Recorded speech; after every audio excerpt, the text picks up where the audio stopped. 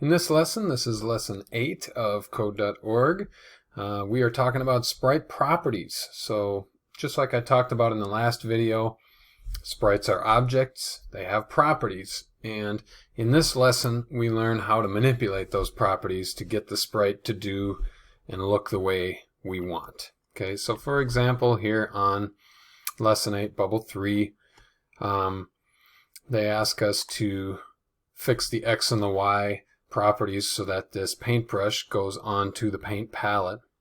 First thing you might want to notice is all these properties are now under this sprites area of the toolbox. So the ones we're looking at right now are the X and the Y.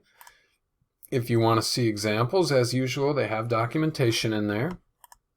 And code.org, I don't think they do a very good job of organizing the code they give you sometimes. So the first thing I want to recommend is every time there's a new variable in here or a new chunk of stuff that's happening, it's nice to add a little white space into there. You might even consider adding comments.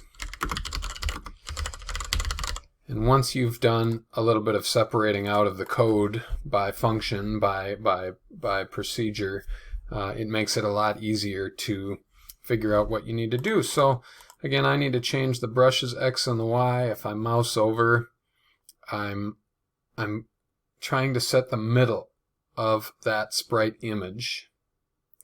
So if I want the paintbrush to land on the red, maybe the middle of it is going to be about right here, 163, 270. And we can just go ahead and add those numbers in. And you can see this is how we assign values to the properties of an object. Simple as that. Slow down and read each set of instructions. Same game again. They give us a big bunch of code. Give it some white space. These chunks of code do have logical areas, right? Like here's the stuff regarding the first note. Here's the stuff regarding the second note, the third, and the drums. And here they're just asking us to go ahead and change the rotation and the scale of these notes. Again, be sure to read the instructions very carefully. Code.org does not evaluate what you're coding very well. So if I don't do anything to note 3 and note 4, pretty sure it's going to let me pass. Oh no, maybe not. Maybe I only need to do one note. Let's find out. See, I only did one change and it let me pass. That's kind of weak. I want you to change the scale and the rotation of both notes.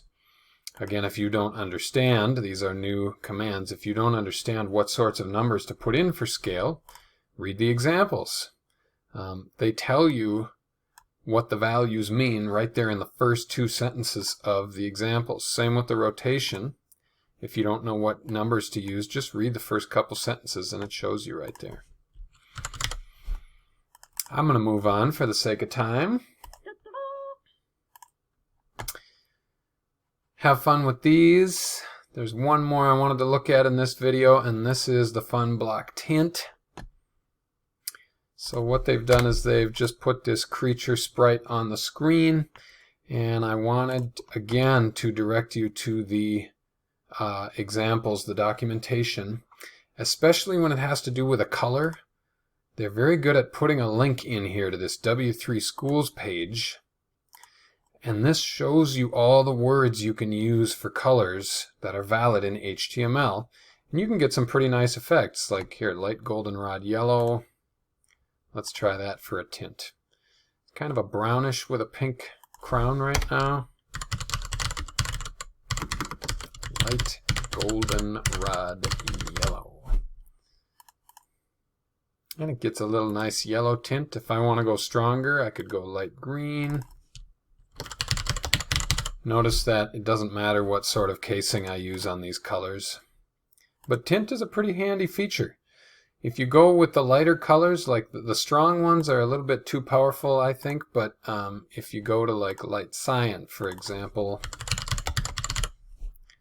you can get some more reasonable color changes to your sprites. So happy coding. Properties are easy. I hope you think.